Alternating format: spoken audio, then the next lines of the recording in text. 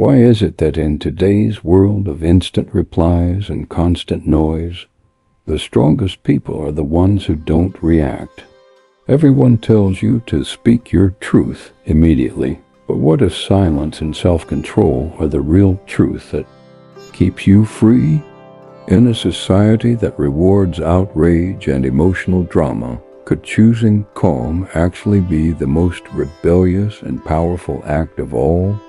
Welcome to StoicCraft, a place where ancient Stoic wisdom meets the chaos of modern life. Here, we turn emotional storms into opportunities for strength, clarity, and mastery. There's a fleeting moment right before you open your mouth to speak, right before you act, when your entire future seems to hang in the balance. Just one word, one reaction can either build a bridge or burn everything to the ground. Most people have no idea how much power they give away by letting their emotions take control. Anger, fear, anxiety. They trick us into believing we're in charge, when in reality, they are the ones holding the reins. What we're talking about today isn't just managing emotions, it's learning to master them. And mastery doesn't mean becoming cold, robotic, or detached. It means reaching a level of steadiness so unshakable that nothing outside of you can disturb the inside of you. Imagine a life where every word you speak is measured, every action intentional, and your presence radiates calm certainty. That's the life we're building here. If you believe you can become the calm in the middle of life's storms, someone who walks through chaos with clarity and purpose, then this is your place. Subscribe not just to watch another video, but to join a journey where every step brings you closer to the strong, grounded person you were always meant to be. Point 1. The 5-second reset. It only takes a moment, sometimes just a few seconds, for everything to change. Your mood, your relationships, even the course of your day can shift because of a single careless comment, a look, or a sudden situation.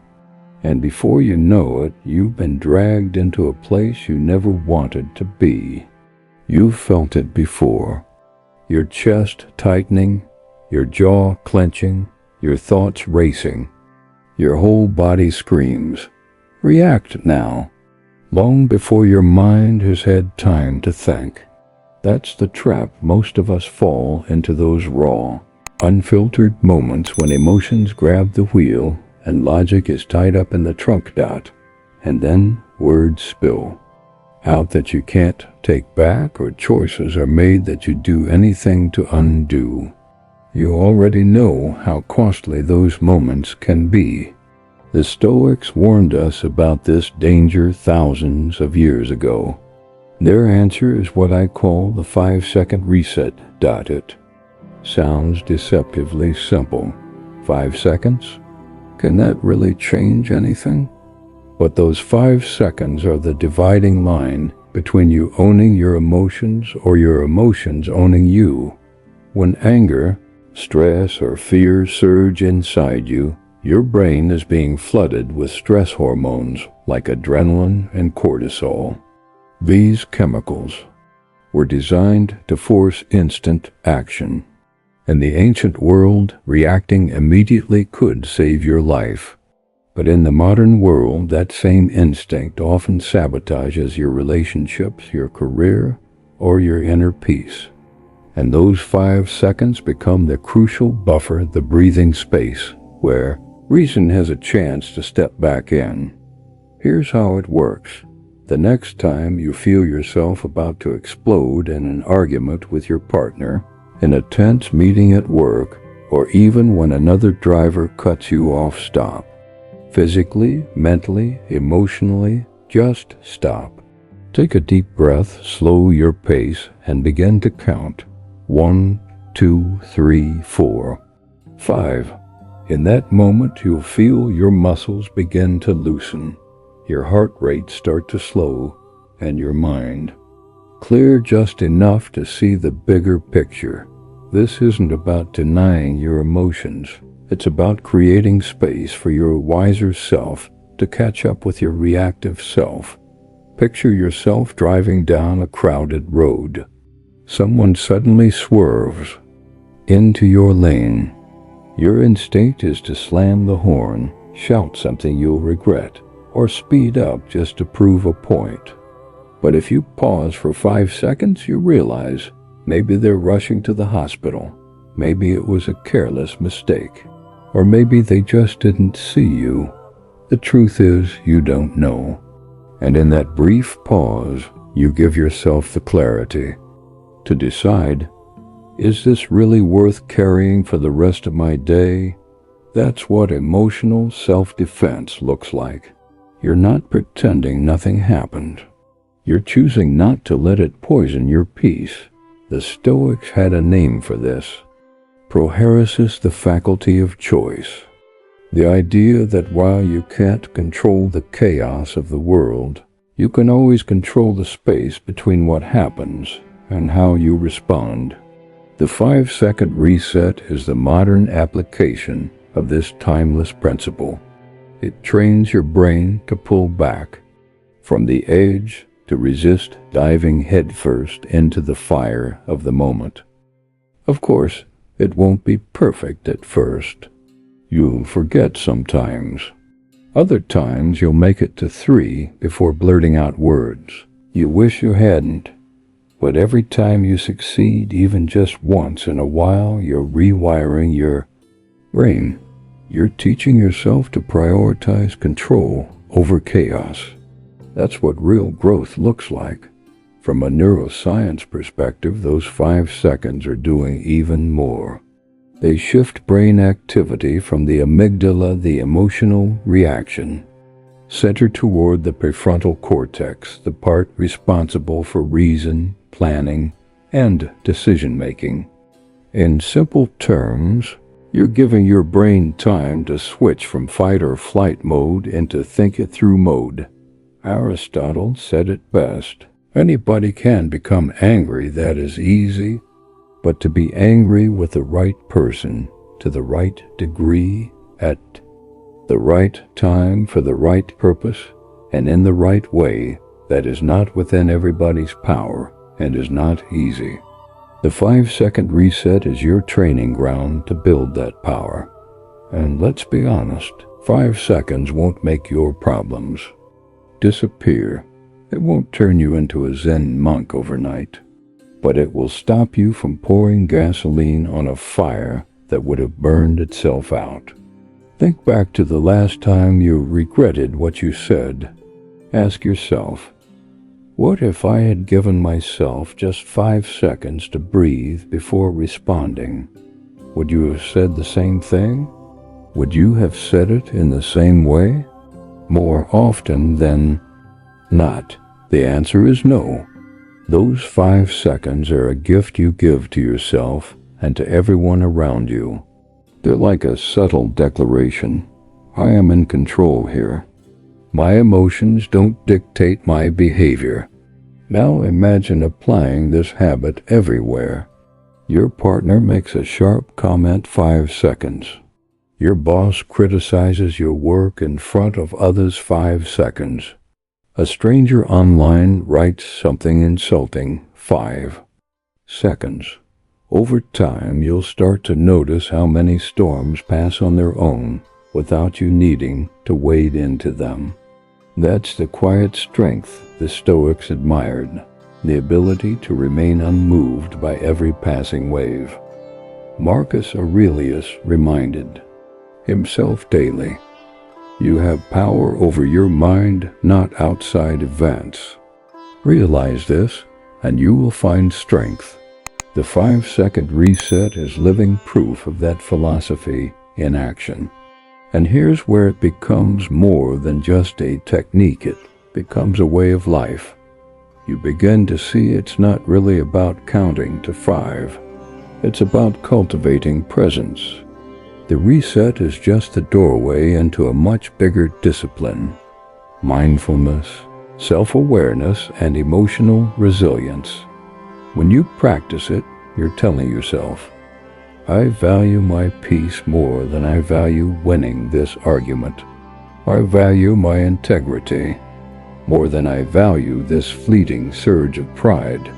And every time you make that choice, you become someone you respect a little more.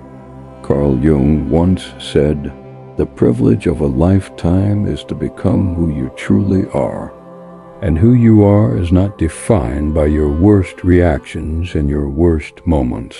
It's defined by the choices you make in that quiet space between stimulus and response. The 5-second reset is your tool to protect that sacred space. Use it, guard it, honor it, because one day you'll look back on situations where you could have let your emotions burn everything down, and instead you'll see how you built something better, simply because you paused long enough to remember what truly mattered. 2.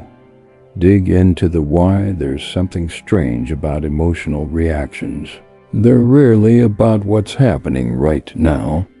Sure, it feels like they are someone says something, does something, or gives you a certain look, and it's like they've lit a match inside you. But if you slow down and really pay attention, you'll realize that flame didn't start in this moment. It started somewhere else, maybe years ago, maybe decades ago. The present event just happens to throw gasoline on an old spark. This is why taking a step back is so powerful. Most people never consider it. They assume their anger is just about the rude comment. Their sadness is just about the bad news. Their anxiety is just about the meeting on tomorrow's calendar. But the human mind is layered, and the Stoics understood this. Marcus Aurelius often reminded himself to look beneath the surface, because the surface is where instincts live, but not where wisdom resides. If you're willing to look deeper beyond the words someone just spoke, beyond the sting of the moment, you'll often find an older story playing out. Maybe a teacher once humiliated you in front of your classmates, and now, decades later, a coworker's sarcastic remark stirs up the same humiliation. Maybe you were overlooked growing up, and now being ignored in a meeting cuts deeper than the situation warrants. You think it's about this moment, but your body believes it's about survival. When you start asking yourself questions, why this? Why now? Why them? You create space for something the Stoics valued above almost everything: perspective.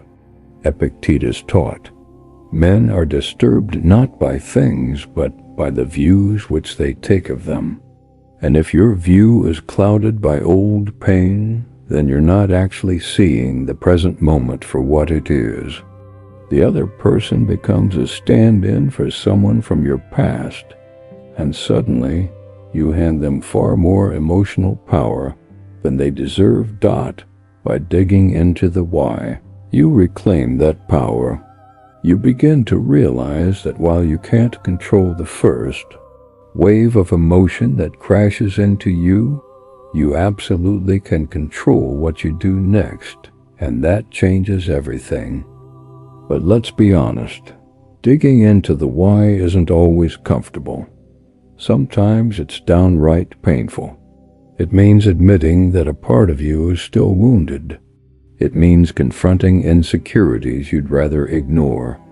It means looking at the messy, complicated truth of who you are, not just the polished version you present to the world. But here's the thing, avoiding it doesn't make it go away. It only keeps that wound in the driver's seat, steering you into the same conflicts, the same arguments, the same regrets. Carl Jung believed that the unexamined parts of ourselves, what he called the shadow, hold enormous influence over our lives until we face them. By digging into the why, you shine a light on that shadow. And light, as you know, changes everything.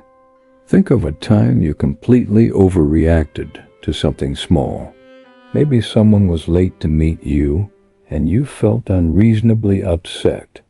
On the surface, it was about the lateness, but maybe deep down, it was about feeling disrespected, overlooked, or unimportant feelings rooted in your history. Not in this specific person's actions. When you start tracing the emotion back, patterns emerge. You notice certain types of people, words, or situations always hit harder than they should. And instead of assuming the world is out to get you, you begin to realize, this is my stuff. This is my work to do. That shift alone is liberating. You're no longer a passenger being dragged along by old wounds. You're in the driver's seat, steering toward better choices. The Stoics even practiced a mental discipline called premeditatio malorum. The premeditation of evils. The Stoics had a practice called premeditatio malorum, the premeditation of hardships. They would imagine difficulties before they arrived and work through how they might feel, why they might feel that way, and how they would choose to respond. This wasn't pessimism, it was preparation. They understood that if you wait until you're already in the middle of an emotional storm to figure out your triggers, you're already too late. By anticipating, by asking why before the crisis comes, you build the kind of emotional muscle that holds you steady when life gets loud. And here's where ancient wisdom and modern psychology converge. Today, therapists often use tools like emotional tracing or root cause analysis to help people separate the surface trigger from the true source of their reaction. The Stoics would nod in recognition. It's the same principle they lived by. If you can find the root, you weaken the weed. Without that deeper understanding, you're just cutting off leaves, and the same reactions will keep growing back again and again. Now, this isn't about blaming yourself for every bad feeling you have. It's about owning your reactions enough to transform them. When you feel triggered, instead of firing back immediately or shutting down, pause. Ask yourself, what does this remind me of? Where have I felt this before? Am I reacting to this moment or am I reliving the past? You won't always have the answer right away, and that's okay. The act of asking itself changes your relationship with the feeling. It shifts the emotion from being a command to being a clue. Imagine this in real life. A friend makes a joke at your expense, and you feel that familiar sting. The old version of you might have snapped back, gone quiet for the rest of the night, or carried the resentment for weeks. But this time you pause. You ask yourself, why did that land so hard? And you realize it's not just about the joke. It's about a vulnerability you've been carrying since childhood. Maybe you grew up feeling misunderstood, and now that same wound is touched again. Suddenly your anger softens. You're no longer in blind fight mode. You're in understanding mode. You can choose to tell your friend how it made you feel, or you can choose to let it go because you now see it for what it is, not an attack, but a trigger. That choice, that space is where your strength lives. And here's something remarkable. The deeper you go with this practice, the more you notice a side effect: compassion. When you realize your own reactions often come from old wounds, it becomes easier to see that other people's reactions do too. That coworker who overreacts in meetings, Maybe they were never taken seriously at home. That friend who always seems overly defensive. Maybe they were criticized more than praised. Growing up. This doesn't mean you excuse bad behavior, it means you approach it with perspective, which gives you far more options in how to respond. Over time, something even more powerful happens. The emotional loops that used to trap you begin to break. You catch yourself earlier. You notice the patterns before they play out. Slowly but surely, the things that once set you off start to lose their power. You're no longer a match waiting for a spark, you're the one holding the extinguisher, fully aware of where the flames might start, ready to keep them from spreading. Marcus Aurelius gave himself this reminder: if you are distressed by anything external, the pain is not due to the thing itself, but to your estimate of it. And this you have the power to revoke at any moment. Digging into the why is how you take back that power.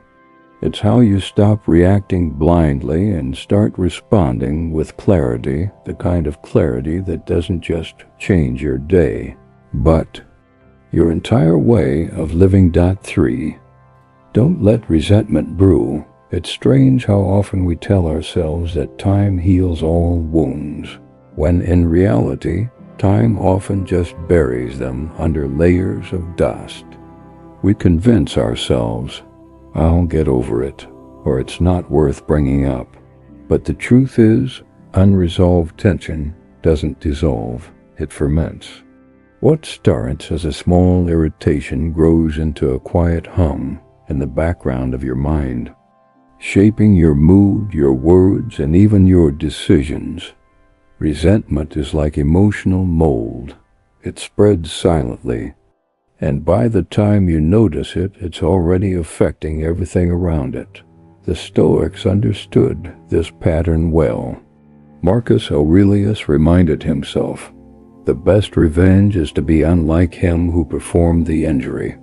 But here's the catch: if you're still carrying resentment, you may believe you're being the better person, when in fact you're still chained to the very person or event you're trying to rise above. Holding on to resentment is exhausting, not just emotionally, but physically. Studies in psychology show that suppressed anger and bitterness raise stress levels, weaken your immune system, and even disrupt your sleep. You may think you're ignoring it, but your body isn't fooled. It keeps score. Carl Jung once said, what you resist persists.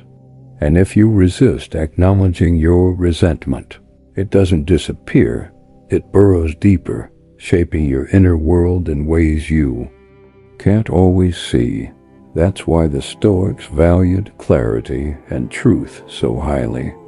They knew that facing reality, no matter how uncomfortable, was the first step toward freedom. Pretending you're fine is not the same thing as actually being fine. And here's the danger with letting resentment brew. It changes you, often, without you realizing it. You may grow colder, more guarded, more cynical. You may start avoiding certain people, places, or conversations, not because the present moment is dangerous, but because the past is still whispering in your ear. Epictetus put it plainly: if someone succeeds in provoking you, realize that your mind is complicit in the provocation. That doesn't mean you're to blame for being hurt. It means that as long as you hold on to resentment, you're still cooperating with the very thing that wounded you. You're letting it keep its grip on your life. The antidote isn't denial. It's confrontation. Not the aggressive, finger-pointing kind, but the courageous, clear, and calm kind. It's saying, yes, this happened. Yes, it hurt. And I'm willing to face it. It's addressing the wound before it festers into something much worse. And yes, that conversation or that admission may be uncomfortable, but it's the only path to healing. Resentment forces you into vulnerability. But here's the truth. Vulnerability isn't weakness. It's the very doorway to real resolution. Aristotle taught that virtue lies in balance between extremes. Applied here, it's about finding the middle path between explosive anger and silent bitterness. When you have the courage to bring resentment into the open, you're refusing both extremes. You're not bottling it up until it eats away at you, and you're not letting it erupt into destructive rage. You're choosing clarity over chaos. Think about how resentment behaves in relationships. A friend cancels on you repeatedly without explanation. You tell yourself it's not worth the drama, so you stay silent. But inside, irritation quietly builds. Every text from them annoys you a little more. You stop answering as quickly. Your tone shifts. Then one day, something small tips the balance, and you snap. The friend is confused. They only see your outburst, not the silent months of frustration fermenting beneath the surface.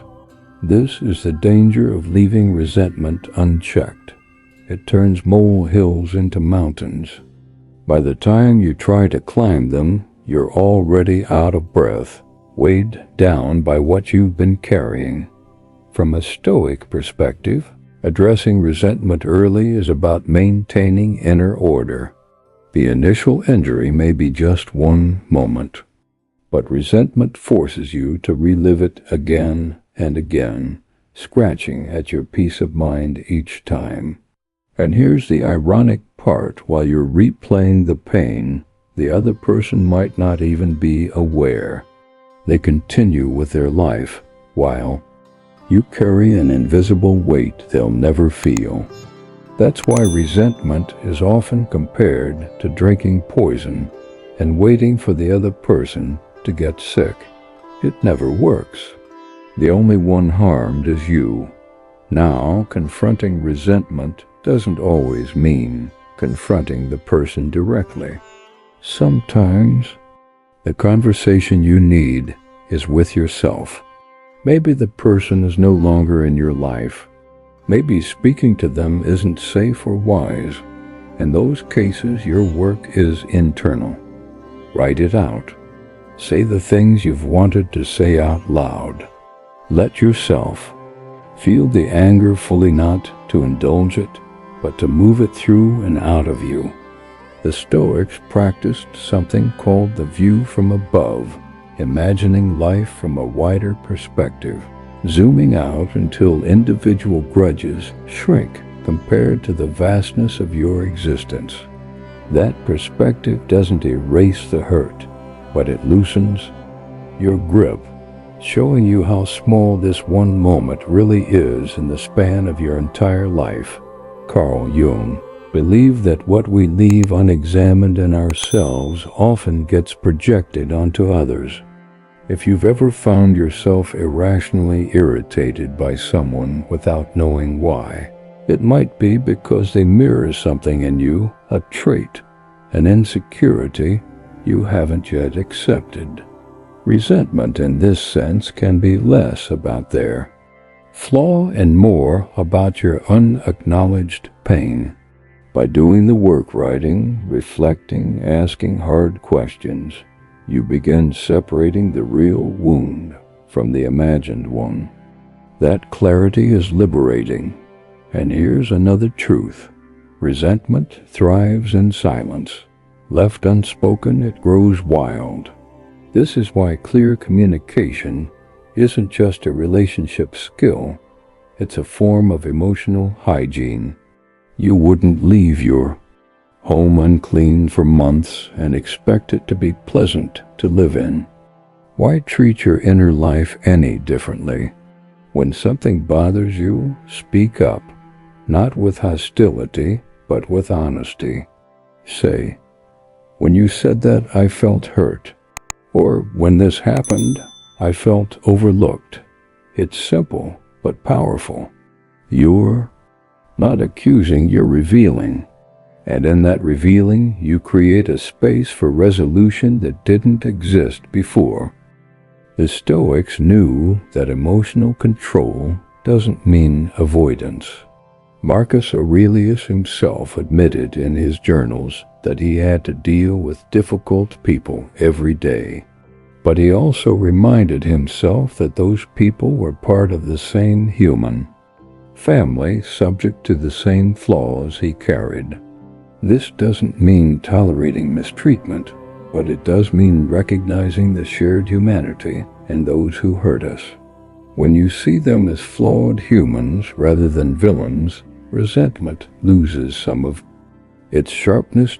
Picture it like this. You're carrying a heavy bag of rocks.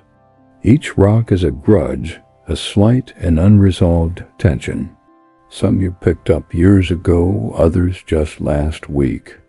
At first, you tell yourself, I can handle this. I'm strong enough. But over time, the bag grows unbearably heavy. Life feels harder, not because the world changed, but because you're weighed down by what you refuse to set down. Now imagine placing that bag on the ground. The relief, the lightness, the freedom to move again. That's what letting go of resentment feels like. Seneca said, "He who suffers before it is necessary suffers more than is necessary." Resentment makes you suffer before, during, and long after the original wound. Letting it go doesn't mean approving of what happened. It means refusing to suffer endlessly for it. It means choosing your own peace over the satisfaction of holding on. And that choice, repeated over time, changes you. You become lighter, quicker to forgive. Not because you're naive, but because you're wise enough to know that bitterness costs more than it's worth. In the end, resentment is a debt you pay for someone else's actions. The Stoics, Jung, Aristotle, they all urged us to stop paying it, face the tension, have the conversation, do the inner work. Not for them, for you. Because the moment you stop letting resentment brew is the moment you reclaim your energy, your clarity, and your life. And that, more than any grudge, is worth holding on to. 4. Name it to tame it. There are moments when your emotions feel like a tangled ball of wires knotted, messy, impossible to separate. You know you're feeling something, but it's so jumbled, you can't even put your finger on it. One moment you're irritated, the next you're sad, and then suddenly you're snapping at someone for no clear reason. That's the tricky part about emotions. When they go unnamed, they roam free, causing chaos wherever they please. The truth is, if you don't take the time to identify what you're feeling, your emotions will quietly start running the show, pulling the strings while you convince yourself you're in control. The Stoics had an incredibly practical view. On this, they didn't deny the existence of emotions. Instead, they believed that in order to live a good and balanced life, you had to understand them, question them, and place them where they belong. When you can clearly label what's happening inside you, it's like flicking on a light in a dark room. Suddenly, the monsters shrink, the shadows lose their power, and you finally see where to step next. This is the essence of name it to tame it. You can't fix what you can't define. Imagine going to a doctor and saying, "I just feel bad." That's not nearly enough information for them to determine whether you pulled a muscle, caught a virus, or broke a bone. They need specifics.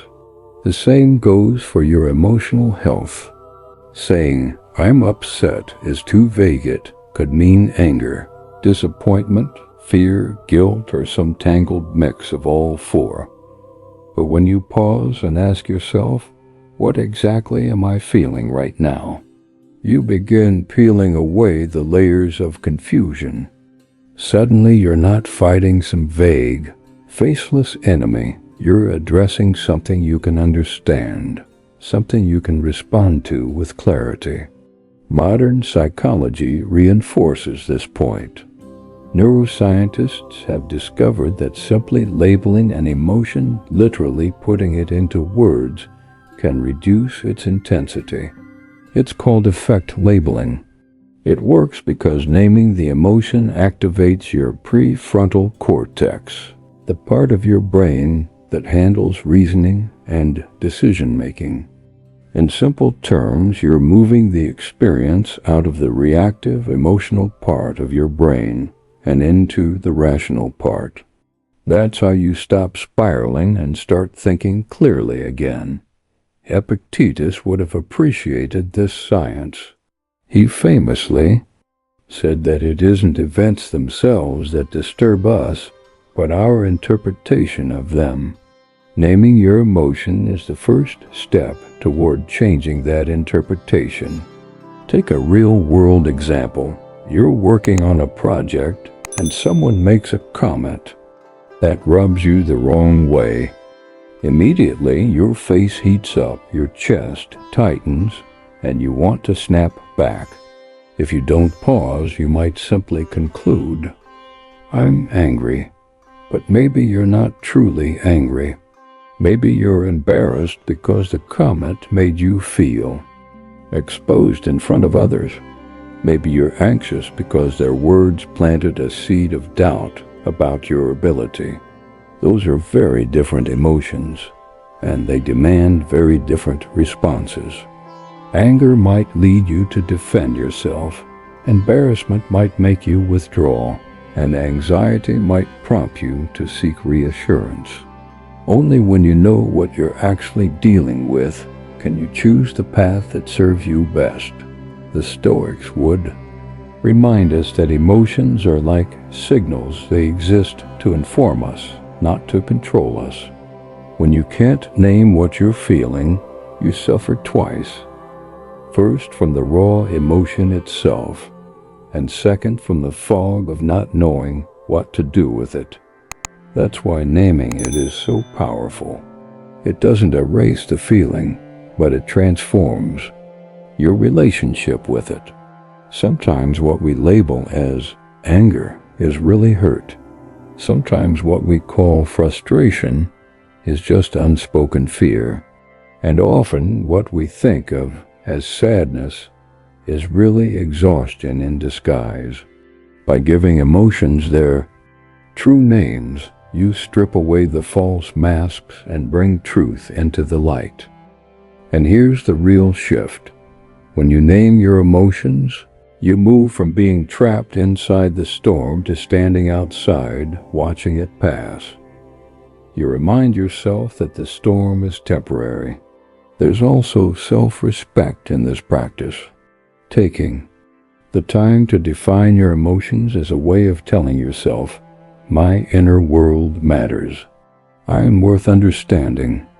It's easy to dismiss emotions as overreactions or to push them aside because they feel inconvenient.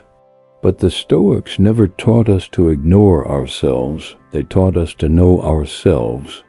Aristotle said, knowing yourself is the beginning of all wisdom.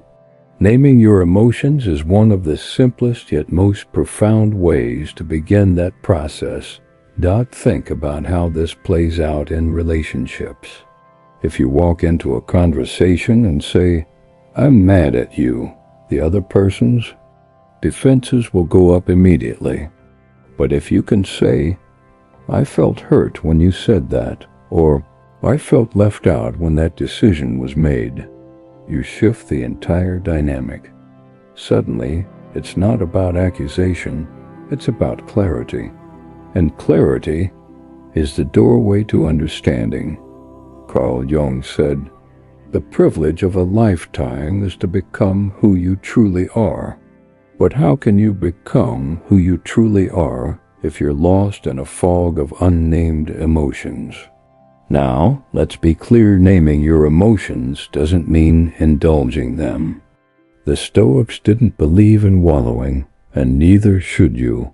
Once you've named the feeling, the next step is to decide what to do with it. That's where your philosophy, your values, and your discipline come in. The feeling might be valid, but not every reaction is. Epictetus put it plainly, "No man is free who is not master of himself, and mastery begins with awareness." You can't master what you refuse to even look at. Over time, this practice becomes second nature.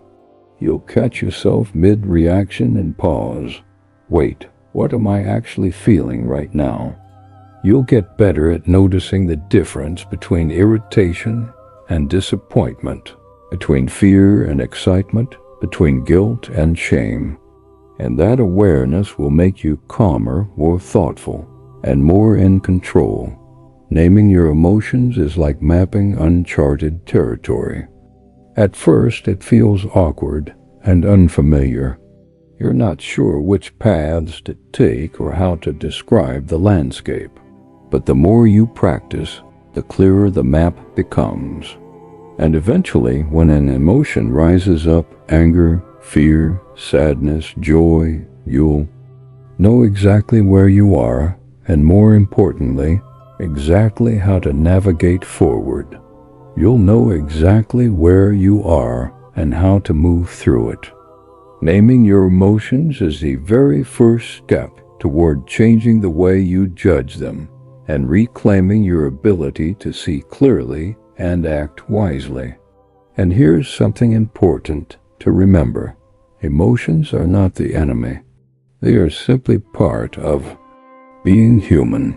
Think of them like visitors at your door. If you slam the door and pretend they're not there, they might just pound harder. If you let them walk in without asking who they are, they can leave your home in chaos. But if you open the door, greet them by name, and decide how long they can stay, you remain the host. You're in charge. That's the essence of the Stoic approach. Acknowledge reality, understand it fully, and then respond in a way that aligns with your highest self.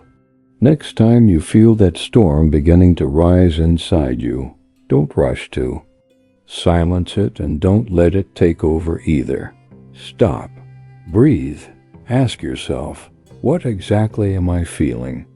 Name it, own it. And in that pause, you'll discover what the Stoics understood centuries ago. Naming your emotions is the first step to taming them, and taming them is the first step toward true strength. Keep stress in check. There's a reason why the same small annoyance can roll right off your back one day and completely unravel you the next. It's rarely about the event itself. It's about the state you're already in when it happens. If your mind is calm, your energy balanced, you can meet challenges with perspective.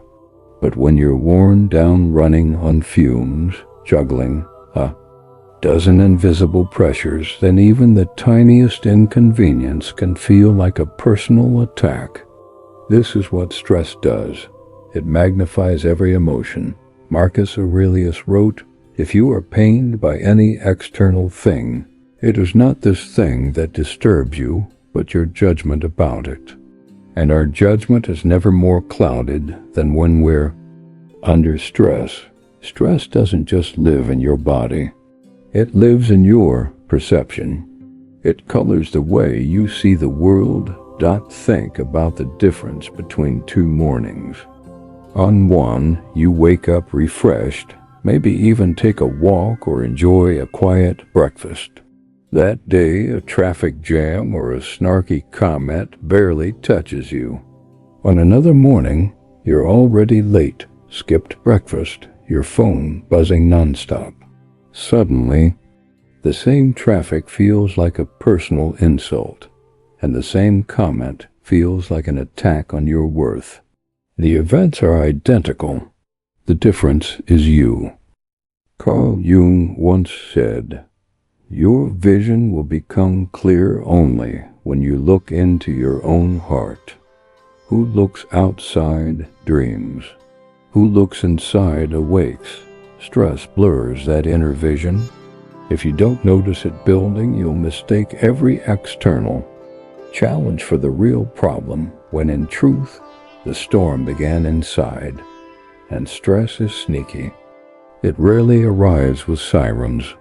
It creeps in, weaving itself into your daily habits until you can't tell where normal ends and overworked begins. In our modern world, we even glorify it, wearing busyness like a badge of honor. We don't realize we're walking around in a constant low-level fight or flight state. The Stoics, though they lived in a less chaotic time, still understood the need for regular mental maintenance. Seneca wrote, "We suffer more often in imagination than in reality." Stress feeds that imagination. It convinces you that everything is urgent, that every obstacle is larger than life, that you have no space to breathe. If you don't manage it, stress will rule your reactions before you even get the chance to think. That's why emotional control doesn't start in the heat of the moment. It starts long before.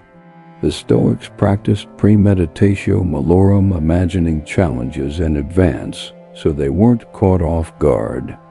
You can do the same with stress. Manage it daily, so when life throws something unexpected your way, you aren't already standing at the edge of collapse. How? By building habits that act as a buffer between you and the chaos. Move your body to release tension. Meditate to clear mental clutter. Journal to stop your thoughts from spinning endlessly. Take small breaks before you need them, not after you've already burned out. These aren't luxuries, they're maintenance for the most important tool you have, your mind. From a psychological perspective, stress management is about far more than feeling good. It's about keeping your prefrontal cortex, the part of your brain that handles rational thought online. Under stress, your body floods with cortisol and adrenaline, pulling you into survival mode. Great if you're running from danger. Awful if you're trying to make a wise decision or have a calm conversation. Aristotle believed that virtue lies in balance. Stress in excess is a distortion of that balance. It pushes you to extremes, snapping at minor inconveniences, withdrawing from challenges you'd normally face, or clinging desperately to control where it isn't needed. One of the most powerful things you can do is learn to recognize your personal stress signals before they overwhelm you. For some, it's physical: tight shoulders, clenched jaw, shallow breathing. For others, it's mental: irritability, lack of focus, the constant sense of being one step behind. The Stoics taught that self-awareness must be a daily discipline. Epictetus advised, first say to yourself what you would be, then do what you have to do. Knowing who you want to be means noticing when you're drifting away from it. And stress is often the very first sign.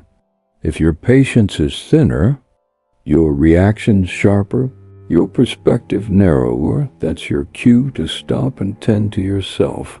Here's the mistake most people make. They wait. They wait for the weekend, the vacation, or the crisis to finally rest. But stress doesn't care about your schedule. It needs to be managed in small, consistent ways every single day. That might mean 10 minutes of quiet in the morning instead of scrolling your phone. I walk outside between meetings. Saying no to commitments you already know will stretch you too thin. There's also the matter of the stories we tell ourselves. Under stress, our minds love to exaggerate. A late email reply becomes a sign someone is upset with us. A traffic delay turns into proof that luck is against us. The antidote is to slow down and question those stories. Is this truly a disaster or just an inconvenience? Is this person actually angry, or am I projecting my own anxiety? The truth is simple. The less stress you carry, the easier it becomes to see clearly. Stress magnifies life's irritations, making them feel personal and urgent. But when you manage it, those same irritations shrink back to their true size, just small bumps in the road, not insurmountable walls. If you can keep stress in check, you create something priceless, a mental gap between the trigger and your reaction. In that space, you're free to choose your response instead of being hijacked by raw emotion. That space is where emotional control truly lives, and daily stress management is what keeps it wide open. The Stoics didn't have smartphones buzzing 24/7, traffic jams stretching for miles, or breaking news pinging them every hour. But they understood the timeless principle that still applies today. Guard your inner peace as fiercely as you guard your possessions. In modern life, that means scheduling time for restoration as deliberately as you schedule work meetings or errands. It means treating rest not as a luxury or a reward you earn, but as a responsibility, just like eating or breathing. And it means having both the humility to admit when you're stretched too thin and the discipline to pull back before something snaps. When you make stress management a non-negotiable part of your life, you're not just preventing burnout, you're building resilience. You're training your mind and body to recover faster, to think more clearly, and to act with the steadiness the Stoics admired. And here's the ultimate truth. Stress will never disappear, nor should it. A certain level of stress is what pushes you to grow, adapt, and strive. But unchecked stress is like an unchecked fire. It doesn't just burn away what's unnecessary. It consumes everything in its path. Your responsibility is to contain it, to tend to it regularly, to never let it grow so large that it blinds you to what matters. As Epictetus said, it is not things themselves that trouble us, but our opinions about them. Keeping stress in check means keeping your opinions grounded, your mind clear, and your actions aligned with the person you want to become. Because when you stand on that kind of solid ground, the world can shake all it wants, and you'll still remain steady. That steadiness, that inner fortress, is what gives you the freedom to live well, choose wisely, and face life's storms with calm clarity, the highest form of strength the Stoics pursued. Make room for your feelings. There's a strange paradox about emotions. When you ignore them, they don't fade away. They linger. They build. They wait. And eventually they find a way out, usually at the worst possible time. Bottling up your feelings isn't throwing them away. It's storing them deep inside, letting pressure accumulate until it bursts. When you don't make space for your emotions, they start running your life from the shadows, shaping your reactions, your decisions, even your health, without you even realizing it. From a young age, many of us, especially men, are taught to see emotions as weakness. Be strong. Man up. Don't cry. The message is clear. Feelings are to be suppressed, not expressed. But this is a profound misunderstanding. The Stoics, often stereotyped as cold or detached, never actually taught suppression. They taught understanding. They recognized emotions as part of human nature, but warned against letting them rule over you. Here's the danger of not making room for feelings. They don't stay contained. They leak. They seep into your tone of voice, your body language, your relationships. What begins as a small annoyance transforms into an overreaction. A minor disagreement becomes a full-blown argument. Sometimes the emotion doesn't even appear in the right place. You're angry about work, but you snap at your family. You're hurt by one person, but you take it out on another. This is what happens when emotions are left unacknowledged. They control you from behind the curtain. Seneca once wrote, "It is more civilized to make fun of life than to bewail it." Humor has its place.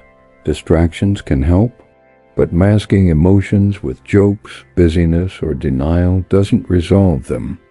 They stay buried, quietly shaping your inner world. Making room for your emotions doesn't mean letting them dictate every move.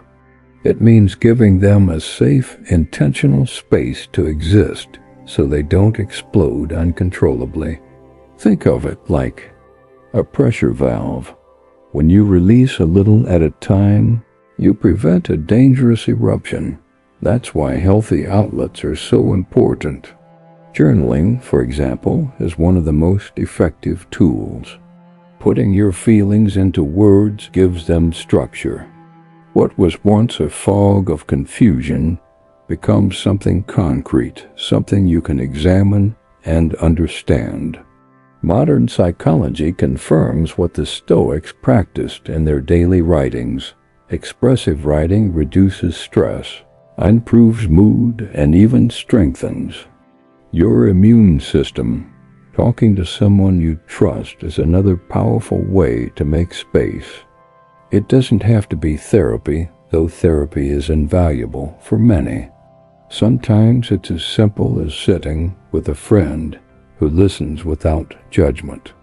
Speaking your feelings out loud grounds them, gives them form, and makes them less overwhelming. The Stoics knew that emotions left unexamined turn into chains, but emotions explored with honesty become lessons, and those lessons become freedom. You hear yourself when you speak. You get feedback, and more often than not, just the act of articulating what has been swirling around in your head brings clarity. Epictetus reminded his students that we have 2 ears and 1 mouth so that we can listen twice as much as we speak. But that wisdom also works in reverse. Sometimes we need to speak in order to truly listen to ourselves. For those who aren't ready to talk openly with others, even recording a voice note to yourself can help. It might feel awkward at first, but hearing your own voice describe what you're going through makes the emotion less abstract. Suddenly, it isn't just an invisible weight pressing down on your chest. It's something you can identify, acknowledge, and work with. Carl Jung once said, "I am not what happened to me. I am what I choose to become." When you give your feelings a voice, you're making a choice. You're choosing not to be defined by what you've kept locked inside. You're choosing to process, to transform, and to move forward. The danger of bottling emotions isn't only in the occasional explosive outburst, it's also in the slow erosion of your mental and physical health. Chronic stress, anxiety, depression, headaches, digestive issues, these can all stem from unprocessed feelings. The mind and body are not separate. When you suppress emotions, your body ends up carrying the weight of them. The Stoics didn't have access to modern medical research. but they intuitively understood the link between inner turmoil and physical well-being. For them, cultivating calm wasn't just a virtue, it was a necessity for a healthy life. Making room for your feelings also means breaking cycles of emotional habits you might have inherited. Many of us grew up in homes where feelings were met with dismissal, criticism, or even punishment. We learned that hiding them was safer. But what once protected you in childhood can harm you in adulthood. Here's the paradox. The more space you give your emotions, the less they control you.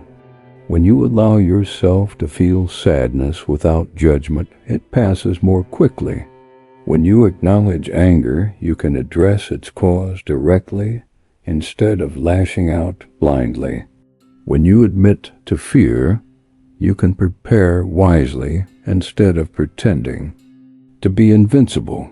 The Stoics valued this type of preparation. They insisted on facing reality as it is, not as you wish it to be. Pretending you're unaffected doesn't make you stronger. It makes you unprepared. There's also a deep self-respect in making space for your emotions. It's a way of saying, I matter enough to understand myself. Yet so many people run from themselves, filling every quiet moment with noise and distraction so they don't have to sit with what's really happening inside. But avoidance only deepens the shadow. The Stoics would never advise wallowing, but they also never advocated denial. Their aim was balance, acknowledging feelings without being enslaved by them.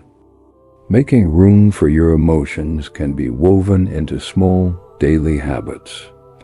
10 minutes of journaling in the morning, a quiet walk in the evening to let your thoughts settle, a regular check-in with a trusted friend, a few minutes before bed to reflect on the day's emotions without judgment.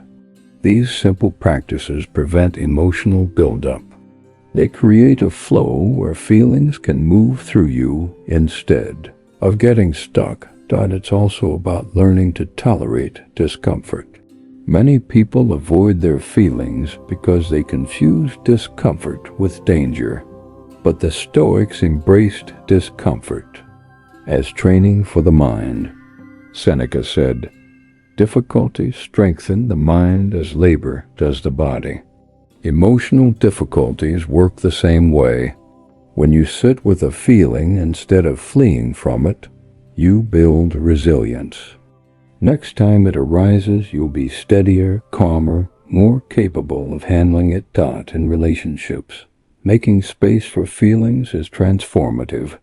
Instead of shutting down or exploding, you learn to express emotions in ways that invite connection, rather than conflict. Saying, I felt hurt when this happened, or I've been feeling overwhelmed lately, opens doors, while silence or defensiveness only closes them. Emotional openness is contagious. It encourages honesty and trust, allowing others to meet you with the same courage. The truth is, emotions aren't interruptions to life, they are part of life. They are signals, teachers, and mirrors showing us what matters most. The Stoics aimed to live with virtue in alignment with their highest values. But you cannot live in alignment if you ignore the very feelings that reveal when you've drifted off course. So make room for your emotions, not because it's easy, but because it's necessary. Journal, speak, reflect, listen, create a space inside yourself where emotions can breathe, move, and eventually pass when their work is done. The more space you give them, the more space you create for peace, clarity, and strength. The kind of strength the Stoics admired, the strength that comes not from denying your humanity, but from embracing it fully with steady eyes and an open heart. Channel. your energy, it's easy to assume that the only way to deal with strong emotions is to talk them out.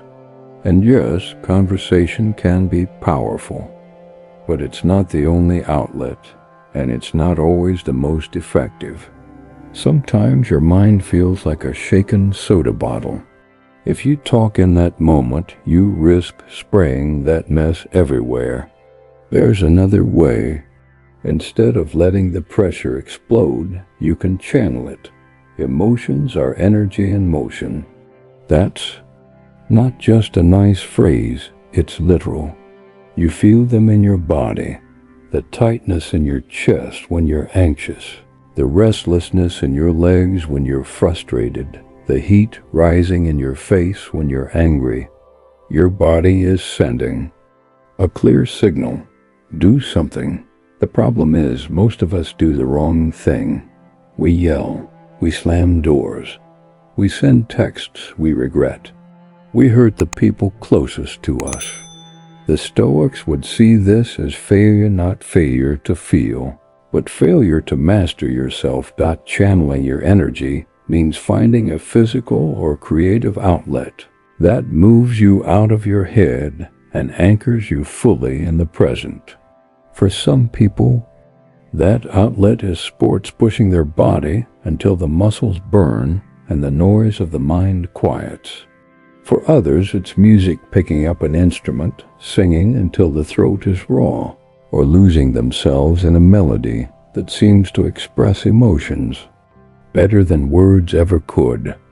And for many, it's art, painting until the canvas mirrors the storm inside, or writing until thoughts stop colliding and finally find their rhythm.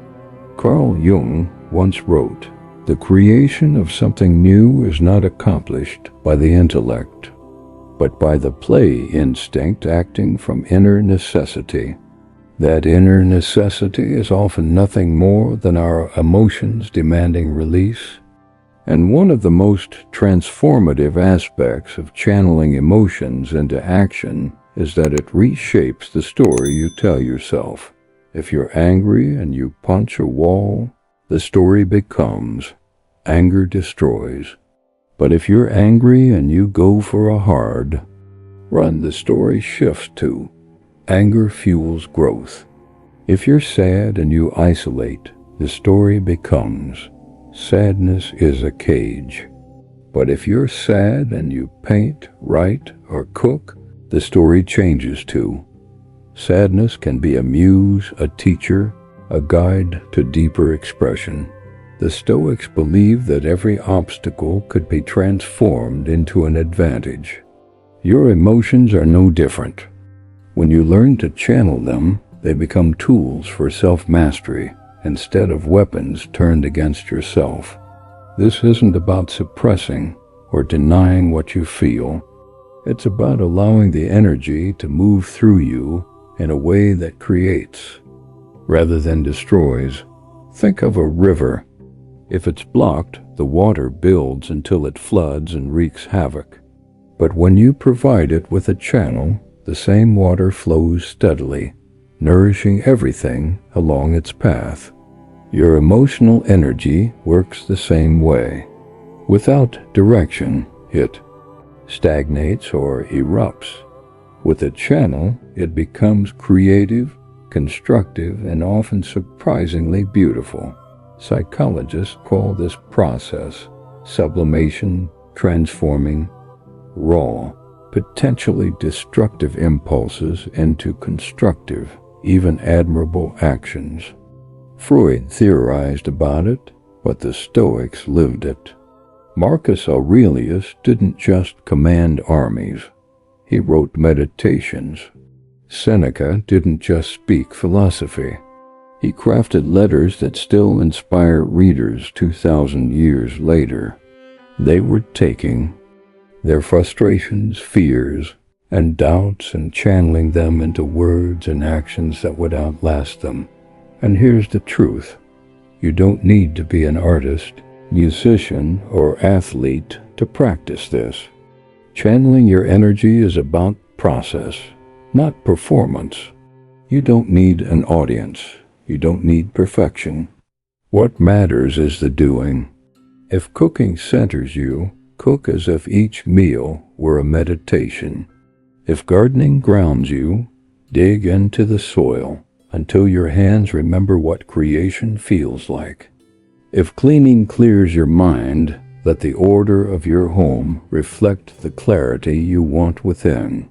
The Stoics would remind us, the way you do anything is the way you do everything. By turning your emotions into deliberate action, you're training yourself to respond with intention rather than impulse.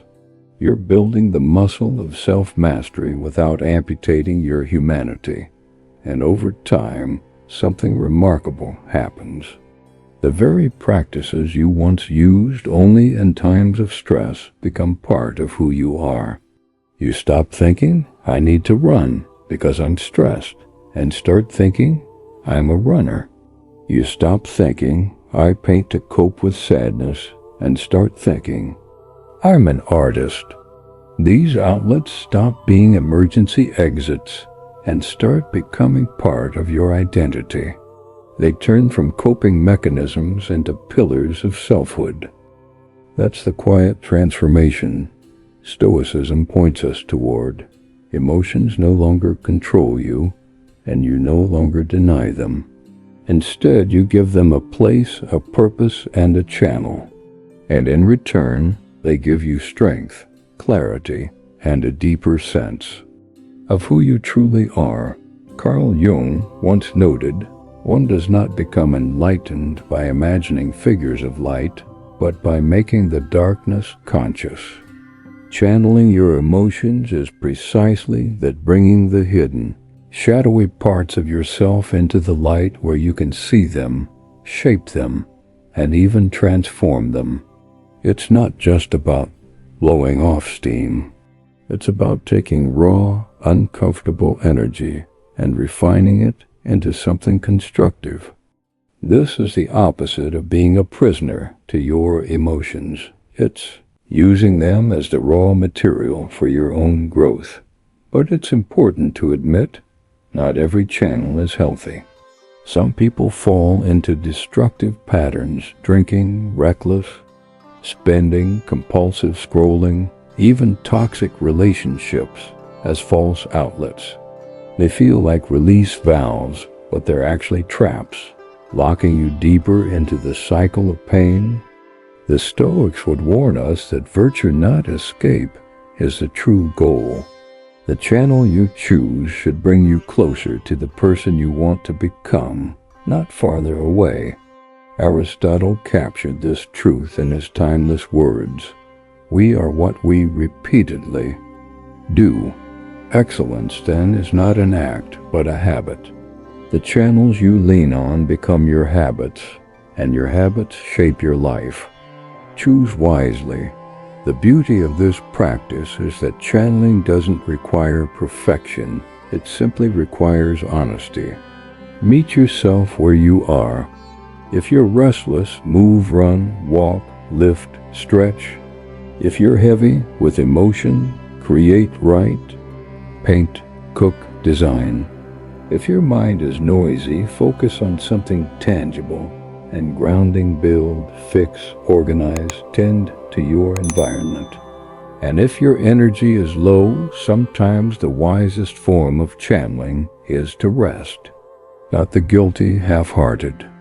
Rest where you keep scrolling your phone, but true, deliberate restoration. Rest itself is not laziness. It is preparation. Over time, you start to notice patterns. You discover which activities sharpen your clarity, which calm the turbulence of your thoughts, and which reconnect you to your values. And here's the paradox. The moments you least want to engage in these outlets are often the exact moments you need them most. The Stoics didn't wait for the storm to pass before training themselves. They trained in the middle of it. That's what channeling your energy is. Practice in the storm, so that when the next one comes, you're not just surviving, you're stronger for it. So the next time you're overwhelmed, Don't just carry it. Don't just suppress it. And certainly don't unload it blindly onto others. Instead, pause and ask yourself, where can I put this? Then act. Run until your legs remind you you're alive. Paint until the canvas reflects the truth words can't reach. Play music until your heartbeat and the rhythm are indistinguishable. Build, grow, fix, create, turn the storm into something tangible. That's what emotional mastery looks like. Not the absence of feeling, but the discipline to transform feeling into fuel. The Stoics never aimed to be emotionless. They aimed to be unshakable. And when you learn to channel your energy, even your heaviest emotions become the foundation you stand on, not the weight that crushes you. 8. Flip to their perspective. It's astonishing how quickly we can cast someone as the villain in our story. One sharp comment, one careless action, one misunderstanding, and suddenly they're the problem. In our own mental courtroom, we put ourselves in the role of the righteous victim and them in the role of the offender. From that position, empathy feels impossible, even absurd. But here's the irony. The very thing we resist most in those heated moments, pausing to consider the other person's perspective, is often the only thing that can truly dissolve the tension, protect our inner peace, and open the door to resolution. Marcus Aurelius, who lived his life surrounded by politics, betrayal, and war, reminded himself daily, whenever you are about to find fault with someone, ask yourself what fault of mine most nearly resembles the one I am about to criticize. That is perspective. And perspective changes everything. When anger or hurt takes over, our mind narrows. It's like tunnel vision. We see only the offense, what they did, how it hurt us, how unfair it feels. We forget context, humanity, and complexity. Psychologists today call this the self-serving bias, the tendency to view our own mistakes with generous explanations, but to judge others' mistakes with harsh condemnation. Think about it. When we cut someone off in traffic, we excuse ourselves. I didn't see them, my bad. But when someone cuts us off, the story flips. What a reckless, selfish driver. Same act, different narrative. That bias isn't proof that you're uniquely unfair. It's simply proof that you're human. The Stoics, long before modern psychology, saw the same truth. Epictetus warned, when someone is properly grounded in life, they shouldn't have to look outside themselves for approval. In other words, our perception of others often reflects more about our state of mind than their actual behavior. Flipping to their perspective doesn't mean excusing cruelty, minimizing harm, or pretending betrayal doesn't matter. It means widening the frame. It's acknowledging that human beings, including ourselves, act out of weakness, ignorance, fear, or wounds they don't always understand. That awareness alone can break the spell of resentment and replace it with clarity. It's about zooming out to see the fuller picture so that your response isn't hijacked by raw emotion alone. When something cuts deeply, it's rarely just about the words or action in front of you. It's often about the echo it stirs within. You, an old wound, an insecurity, or an unmet expectation can amplify the sting far beyond the surface event. By deliberately considering the other person's perspective, you create distance from your own surge of emotion. That pause is enough to shift you from reflex to clarity, from reaction to reason. Think of a time when you clashed with someone. only to later discover information that changed everything. Maybe the friend who snapped at you had just received devastating news. Maybe the coworker who seemed cold was struggling with a family crisis. In that moment of realization, doesn't your anger soften? That's the quiet but undeniable power of perspective. It alters your emotional state even before the external situation changes. Seneca warned us, "We are often more frightened than hurt, and we suffer more from imagination than from reality." How often do we suffer, not from what actually happened, but from the story we wrote in our minds about the other person's motives? Flipping perspectives pulls us out of that imaginary courtroom and back into reality. The real test, though, is applying this practice in the moment, not just in hindsight. When the heat of conflict rises, try asking yourself, what might their side of the story be? Maybe they're under pressures you can't see. Maybe they misunderstood your words entirely. Maybe their reaction is less about you and more about their own fears, disappointments, or insecurities. You don't have to agree with them, but by even attempting to understand, you rob the situation of some of its emotional fire. You shift roles from adversary to investigator.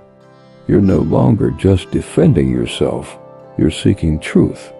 The Stoics saw empathy not as sentimentality but as discipline. Marcus Aurelius didn't merely tolerate difficult people. He studied them, sought to understand them.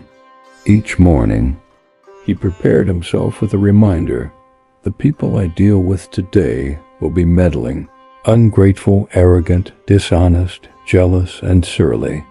But I have seen the nature of the good and the bad, and I know that the wrongdoer has a nature related to my own.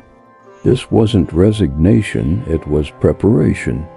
By expecting human flaws and choosing perspective, he was less vulnerable to offense. Consider how this discipline can transform everyday life. Suppose a friend cancels plans last minute. Your immediate reflex might be, they don't value my time. But if you pause and imagine they might be ill, overwhelmed, or emotionally drained, your message might change from sharp criticism to gentle understanding. No worries, take care of yourself. One response escalates, the other builds trust. Modern psychology confirms what the Stoics intuited.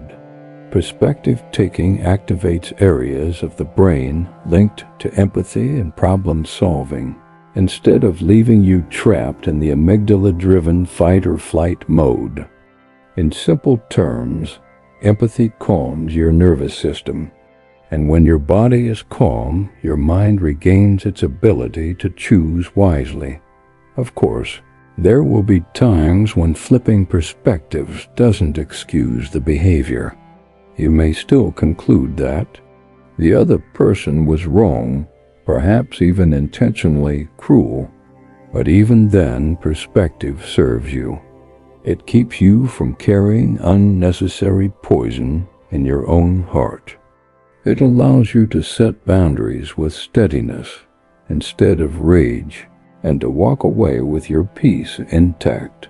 That's exactly the subtle dishonesty so many of us live with. We claim, I'm fine, when in reality, we're anything but. It's easier, isn't it? Easier than explaining, easier than feeling exposed, easier than risking judgment.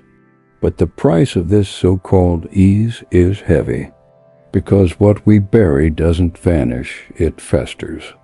Pushed into the shadows, those emotions gain more control over us than they ever would have if we faced them honestly. The Stoics saw this with clarity. People often misinterpret Stoicism as emotionless detachment, as if Marcus Aurelius or Seneca glided through life like stone statues, untouched by grief, anger, or fear. But that's not true. Stoicism is not about denying emotion. It's about owning it first, acknowledging what is there, and then using reason and discipline to decide how to respond. You can't reshape your judgment, can't reframe your perspective. If you're pretending, there's no pain to begin with. Ownership is the first step toward mastery. Our modern culture often reinforces the opposite message. Sadness equals weakness. Anger equals loss of control. Fear equals cowardice. And for men especially, the conditioning runs deeper. Be strong. Don't cry. Don't let anyone see you break. But here's the paradox. By suppressing everything, you're not proving strength. You're dragging around a backpack of invisible bricks, each one a hidden frustration, an unspoken wound, an unacknowledged fear. On the outside, you might look composed. On the inside, you're exhausted. And the longer you refuse to unpack it, the heavier it becomes. Owning your emotions is like flicking on the lights in a dark room. You may not like what you see, but at least you can finally move around without constantly tripping. At least you can stop inventing monsters in the shadows. When you deny emotions, imagination takes over, and imagination is rarely kind. Suddenly, you're telling yourself stories about what's wrong with you, or why you feel this way, stories that often spiral into something worse than the truth itself. But when you acknowledge, yes, I'm angry, yes, I'm anxious, yes, I feel hurt, you strip away the mystery. The cloud becomes something solid, nameable, workable. Psychology echoes what Stoicism taught. Suppressing emotions doesn't erase them, it intensifies them. Bottled feelings resurface as irritability, fatigue, or an inability to focus. Sometimes they don't even return as emotions, but as physical symptoms: headaches, stomach issues, tense shoulders, shallow breathing. Your body will always try to process what your mind refuses to face. Owning your emotions, then, isn't weakness. It's strength. It's the courage to say, this is what's here, and now I get to choose what I do with it. That choice, the one between suppression and ownership, decides whether you stay trapped under the weight of a hidden backpack, or finally start walking lighter, freer, and more in control of yourself. That's where Jung's warning rings true. What you resist persists. By resisting your emotions, you don't shut them out. You trap them inside, giving them time and space to grow stronger. Owning your emotions doesn't mean handing them the steering wheel of your life, nor does it mean wallowing endlessly in them. The Stoics would never encourage indulgence. Instead, it's about meeting your emotions the way you'd greet a visitor at your door. You acknowledge their presence, you let them speak, and then you decide how long they're allowed to stay. You don't slam the door in their face, but you also don't let them move in rent-free. Think about the last time you felt truly angry. Did you admit it to yourself right away, or did you reframe it with excuses like, I'm just tired, or it's not a big deal? And what happened after? Chances are the feeling didn't disappear. It leaked out through sharp comments, passive-aggressive jabs, or a restless mind that wouldn't let you sleep.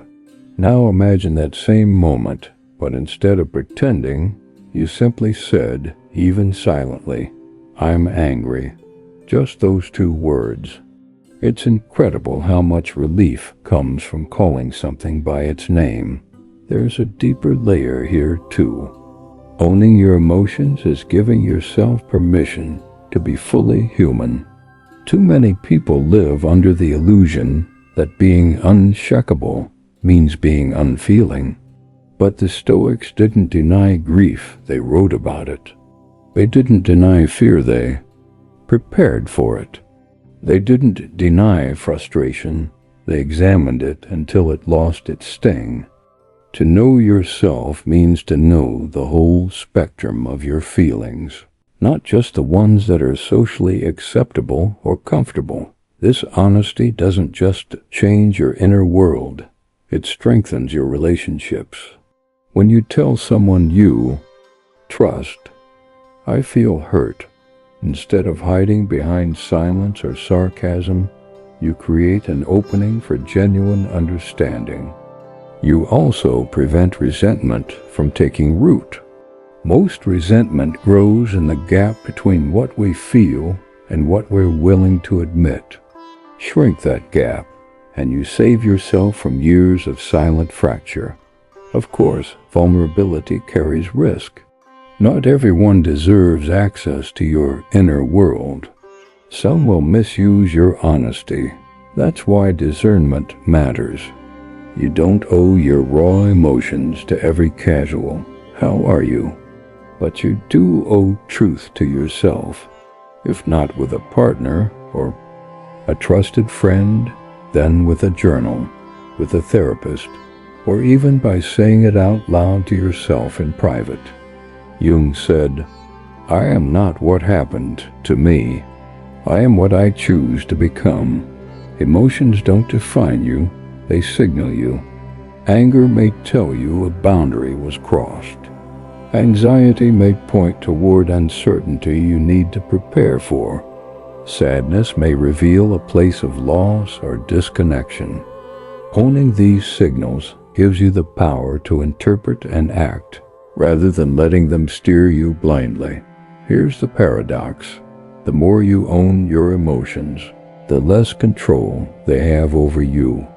Saying, "Yes, I'm upset," turns the feeling from a shadowy, overwhelming force into something tangible, even finite.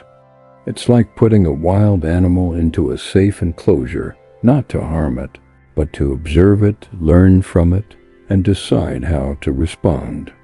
Over time, you stop fearing emotions as enemies and start recognizing them as tools. The Stoics called this practice prasosh-attentiveness, paying close attention to your inner world so you can live deliberately. Because deliberate living starts with truth, and the truth is no one is fine all the time. Pretending otherwise isn't strength, it's avoidance. Real strength is looking at yourself clearly, without flinching, and still choosing to act with virtue. 10. Learn your boiling. Point. Everyone has a threshold, that invisible line where calm composure snaps into volatility. For some, it's a slow build, frustration piling up brick by brick until it topples. For others, it's a switch. 1 second they're fine, the next they're on fire.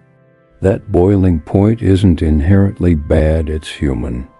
The danger is when you don't see it coming, when you only realize you've crossed it after the words are out, after the damage is done, after the bridge is already in flames. Your boiling point isn't just a mental state, it's physical. The body usually knows before the mind catches up. Shoulders creeping upward, jaw tightening, hands clenching, heartbeat quickening, breath growing shallow. These are your early warning systems. Ignore them, and they'll drag you into reactions you can't take back. The Stoics practiced this kind of awareness daily. They didn't wait until emotions spiraled to check in with themselves. They scanned constantly, like watchmen on the city walls, looking for storms on the horizon. Seneca warned, "Anger, if not restrained, is frequently more hurtful to us than the injury that provokes it." In other words, the trigger itself might be small compared to the destruction your unchecked reaction can unleash. From a psychological standpoint, this interception is vital. Once you cross the boiling point, your brain chemistry shifts dramatically. The amygdala, which governs emotion, hijacks control, while the prefrontal cortex, the part that handles reasoning and impulse control, slips into the background. That's why people say or do things in heated moments they later can't even recognize as their own. It's not that they're bad people. It's that their brain flipped into survival mode. The Stoics may not have had neuroscience, but they knew the effect. That's why they trained themselves to return to calm before choosing an action. So how do you spot your boiling point before it consumes you? You start by studying your patterns. Think back to past blow-ups. What happened just before? What words, tones, or environments seemed to set you off faster? What physical signs showed up in your body? The more familiar you are with your triggers, the more likely you are to catch yourself before the spiral.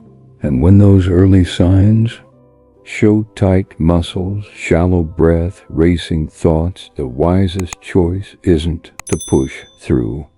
It's to pause, step back, and give yourself room.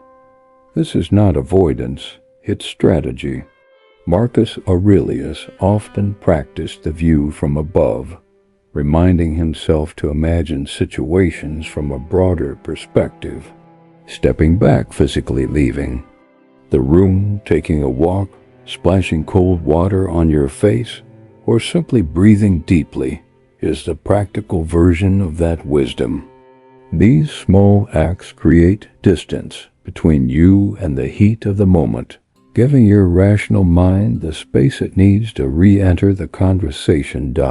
It's crucial to remember that learning your boiling point isn't about becoming numb or suppressing feelings. The Stoics never sought to erase emotion, they sought to guide it. Emotions, including anger, serve as signals. Anger might be telling you that a boundary has been crossed. Frustration might be pointing out something unfair or inefficient. The key is to receive the signal without letting it set the entire house on fire. In fact, your boiling point can be a teacher. It reveals where your boundaries lie, which values matter most to you, and what unresolved wounds still need attention. Modern psychology offers a practice that mirrors Stoic resilience, urge surfing. Instead of immediately reacting, you ride the emotional wave. You notice its rise, its peak, and its inevitable fall. Most emotional surges are short-lived if you don't feed them with ruminating thoughts or impulsive actions. This is why simply stepping away to breathe can be so effective. It breaks the cycle before more fuel is added to the flame. There's another truth worth facing. Your boiling point is often much lower when you're already stressed, tired, or overwhelmed. This is why self-care isn't just about health, it's about emotional control. The Stoics taught living in harmony with nature, which also means honoring the natural limits of your body and mind. If you're constantly running on empty, you're living with your emotional temperature already near boiling. It takes very little to tip you over. Managing sleep, food, movement, and daily stress isn't a luxury, it's the foundation that keeps you steady. But what about the moments when you miss the signs? No matter how self-aware you become, there will be times you catch yourself already at the edge or even past it. This is where the Stoic discipline of self-reflection becomes invaluable. Marcus Aurelius frequently reviewed his own behavior, not to punish himself, but to learn. If you cross the line, own it. Apologize if you must. Then reflect. What triggered me? What signs did I miss? How can I catch them earlier next time? This kind of reflection turns even failures into fuel for growth. Both Stoicism and modern psychology agree. Our biggest lessons often come from the moments we don't get it right. The liberation in learning your boiling point is simple but profound. You stop walking blind into explosions. You begin to recognize the early cues, the tightening jaw, the shallow breath, the racing thoughts, and instead of being hijacked by them, you treat them as signals to change course. That's not suppression, that's mastery. Because the truth is, we can't avoid provocation. People will be rude. Life will be unfair. Circumstances will test us. But we always get to decide how far down the path we're willing to go. By knowing your boiling point, you're installing an early warning system inside yourself, one that whispers, "Pause here. Don't cross this line." And the more you listen, the less damage you leave in your wake. The goal isn't to eliminate anger or frustration. They are part of being human. The goal is to catch yourself before those emotions hijack your choices, to notice when the heat is rising and to cool it before it boils over. That is the art of emotional control. Not being untouched by life, but being unshaken by it. And when you reach that level of awareness, you're no longer at the mercy of your boiling point. You become the one turning down the flame. There are moments in life when emotions rise like a storm, sharp words in a tense conversation, a stinging email, or an unexpected blow from life itself, and suddenly your calm mind is gone. Your chest tightens, your thoughts race, and your instinct is to fight back. In those moments, it's frighteningly easy to forget who you want to be and instead become who the situation tries to shape you into. That is precisely why you need an anchor, something steady to hold when the waves threaten to sweep you away. The Stoics knew this well. They didn't rely on memory alone, because they understood that when emotions run high, clarity fades. That's why they repeated daily reminders, short, sharp truths that cut through the fog of feeling. A personal mantra works the same way. It isn't just a collection of words. It's a compass pointing you back to yourself when the world tries to spin you off course. A mantra is simple, easy to remember, and available even when your mind is scattered. You can whisper it under your breath, repeat it in your head, or carry it written on a small card in your wallet.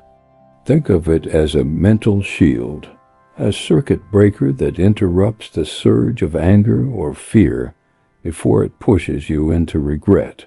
While your brain might crave fast, unfiltered reactions, a mantra buys you time. It slips in between impulse and response, reminding you, this is who I am, this is what I stand for. The Stoics used these kinds of tools constantly.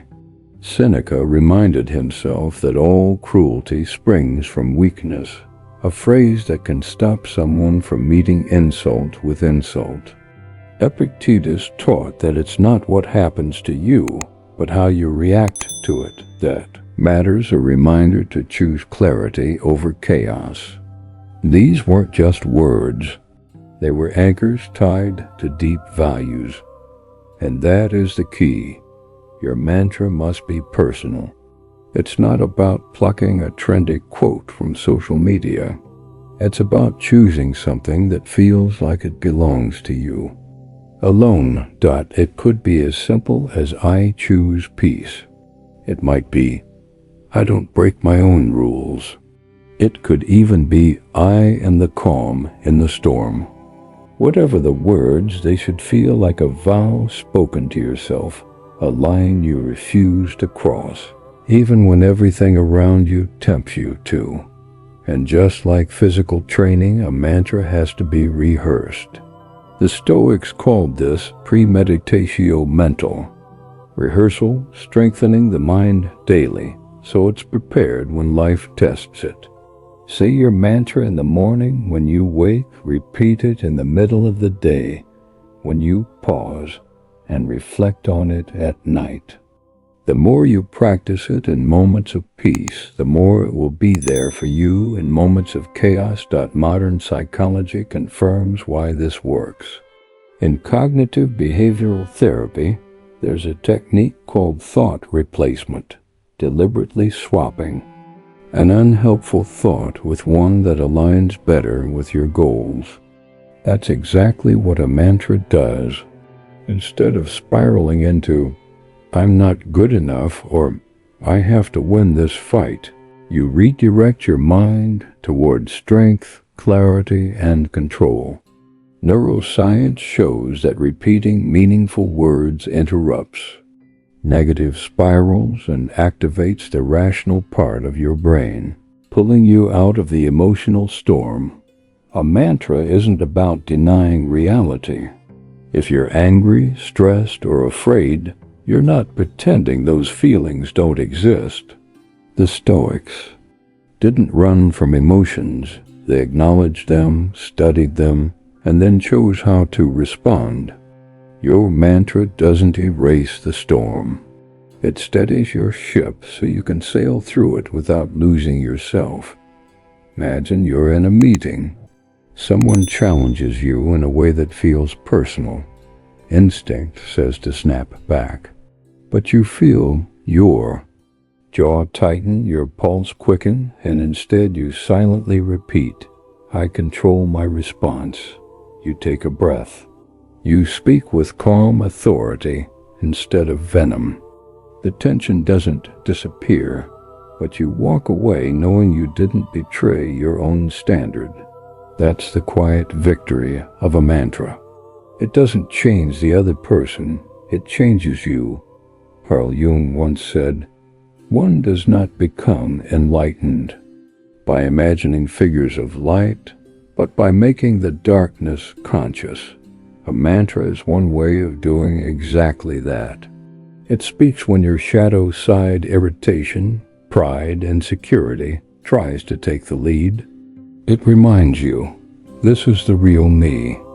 This is the line I don't cross. At first, you may have to remind yourself deliberately, but over time, your mantra surfaces naturally. You'll feel anger rising, and without effort, your chosen words will appear like a shield in your mind. That's when philosophy stops being theory and becomes practice. That's when you begin to live what the Stoics lived, not an emotionless life, but an anchored one, where even in the storm you know exactly where your compass points. It's about what you do when it matters most. And here's the thing, your mantra doesn't always have to be heavy or solemn. It can be light, even playful, as long as it genuinely works for you. The point isn't to sound wise or profound. It's to guide your behavior in a way that aligns with your values when emotions try to push you off course. Some people even have multiple mantras, one for patience, one for courage, another for self-compassion. The important part is that each one feels authentic and actionable. You may also notice that your mantra evolves as you do. As you grow, as your priorities shift, the words that once grounded you might no longer hold the same weight, and that's not failure, that's progress. The Stoics themselves constantly rewrote their own reflections because life is never static. The key is to keep your mantra alive, to make sure it matches the person you're becoming, not just the person you used to be. Aristotle once said, "The energy of the mind is the essence of life." When you repeat a mantra, You focus that energy and direct it toward the kind of self you want to grow into. And in today's world where distractions, provocations, and challenges are everywhere, having that anchor can mean the difference between living reactively and living deliberately. So take the time to craft your mantra. Keep it short. Make it personal. Make it feel like a promise you refuse to break. Practice it until it becomes part of you, so that when the storms come, and they will, those few words are enough to keep you standing tall, facing the wind, and walking away with your integrity intact. That's the kind of strength the Stoics lived by, and the kind of strength you can build one repetition at a time. 12. Breathe like you mean it. It's strange how, in the very moments when stress grips us most tightly, we forget the simplest act keeping us alive: breathing. We've been breathing since the moment we entered the world, and yet when emotions spiral, our breath betrays us. It becomes shallow, fast, erratic, as if our body has flipped into survival mode without asking for permission. In those moments, we rarely notice what's happening. We just feel the tension, shoulders tight, chest heavy, thoughts racing. But here's the truth: your breath isn't just an automatic function. It's your built-in control panel. The Stoics didn't have the language of neuroscience, but they understood the principle well. When life throws something at you that stirs up fear, anger, or anxiety, your body prepares for battle. Your heart races, your muscles tighten, and your breath quickens, as if you're facing a predator. But in reality, the danger is often nothing more than an email, a harsh comment, or an unexpected change of plans. Carl Jung put it perfectly: until you make the unconscious conscious, it will direct your life, and you will call it fate. Becoming aware of your breath is a way of making the unconscious conscious. It's your reminder: I am safe right now. I can tell my body to stand down. Deep, intentional breathing sends that exact message to your brain. Slow inhales tell your system, I am alert, I am present. Long exhales whisper, I am calm, I am steady.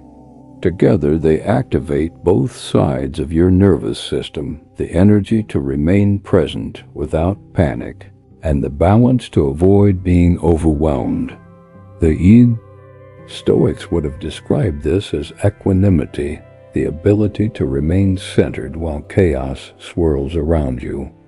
And the breath is the most direct path to it. Think about the last time you were blindsided by something stressful, a sudden critique at work, a change of plans, a conflict with someone you care about. Before your mind even processed it, your breath had already changed. Shallow, sharp, caught high in your chest. That is your cue. The moment you notice it, you have a choice. One slow inhale. Hold. One long exhale. That's it. It sounds too simple, doesn't it? But simplicity is exactly where the power lies. The Stoics thrived on practices that were straightforward but transformative. They knew that in moments of real pressure, complicated tools fail. Your breath, however, is always there, quiet, reliable, ready to steady you. Shallow breathing fuels anxiety. Slow, deliberate breathing tethers you back to reality. It anchors you in the present moment, cutting through the fog of what-ifs and worst-case scenarios. That's the beauty of the breath. It's both ordinary and extraordinary. It is with you every second, unnoticed, until you finally use it with intention.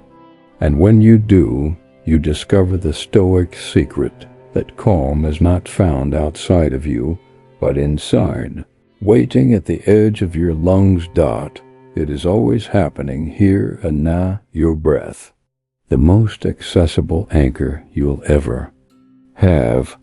From a psychological standpoint, deliberate breathing produces real, measurable changes. Research shows it reduces cortisol, the stress hormone, improves focus, and even lowers blood pressure. But the real value goes beyond biology. The power lies in the shift of perspective it creates. When you slow your breath, you're reminding yourself, I am not helpless. I have tools. I can choose how to meet this moment. Making conscious breathing a daily habit turns emotional control into second nature, not just something you scramble for when the world is collapsing around you. The Stoics understood this principle even without modern science. Marcus Aurelius began his mornings preparing for insults, arrogance, betrayal, reminding himself that none of these things had to disturb his mind. You can do the same with your breath. Train before the storm so you're ready when it comes. Try this. Each morning, set aside a few minutes to sit quietly. Inhale deeply for a count of 4. Hold for 4. Exhale slowly for 6. Feel your shoulders drop. Feel your jaw unclench. This isn't wasted time, it's training. Because when the test comes, and it will, you'll already know how to respond. You'll be in traffic, feeling the heat rise in your face. You'll open that message that makes your chest tighten. Someone will push your buttons in a way that used to send you spiraling. But this time, instead of being pulled straight into the current, you pause. You breathe. You remember your values, your standards. You're calm. That's why breathing with intention isn't just relaxation. It's self-mastery. It's the bridge between the body's instinct to react and the mind's ability to respond. By focusing on your breath, you're not suppressing emotions, you're creating space to decide how to engage with them. And often that space, those extra seconds, is the razor-thin line between regret and self-respect. But not all breathing is equal. When stressed, most of us think we're breathing deeply when we're only expanding our chest. True calming breath comes from the diaphragm. Place a hand on your stomach. When you inhale, your stomach should rise more than your chest. That movement sends the strongest signal to your nervous system. It's safe to calm down. Long, slow exhales are especially powerful. They act like hitting the brakes on your stress response. There's also something grounding about making breath your focus. When you count your inhale and exhale, you pull your attention away from the trigger and into something constant and simple. That mirrors the Stoic practice of focusing only on what's within your control. You can't control the traffic, the email, or another person's tone, but you can control your breath. And that small act is enough to shift the entire situation. Over time, breathing like you means it changes how you move through life. You become less reactive, not because life got easier, but because you built the habit of creating space before reacting.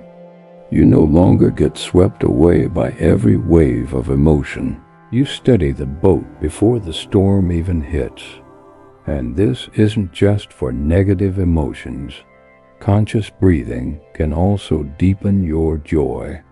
Taking slow, deliberate breaths during a peaceful or happy moment helps you fully absorb it, locking it into memory. The Stoics spoke of living in harmony with nature, and what is more natural than the rhythm of breath? It's the pulse of life itself, a constant reminder You are here. You are alive. You are capable of meeting whatever comes. Carl Jung once said, "Who looks outside dreams. Who looks inside awakes." Breathing is one of the simplest ways to look inside, to wake up to what's really happening in your mind and body before it explodes outward into your words and actions. So the next time your emotions start to spiral, don't underestimate this simplest tool. One slow inhale, one long exhale. Repeat. This isn't weakness. This isn't avoidance. This is reclaiming control in the most immediate, tangible way possible.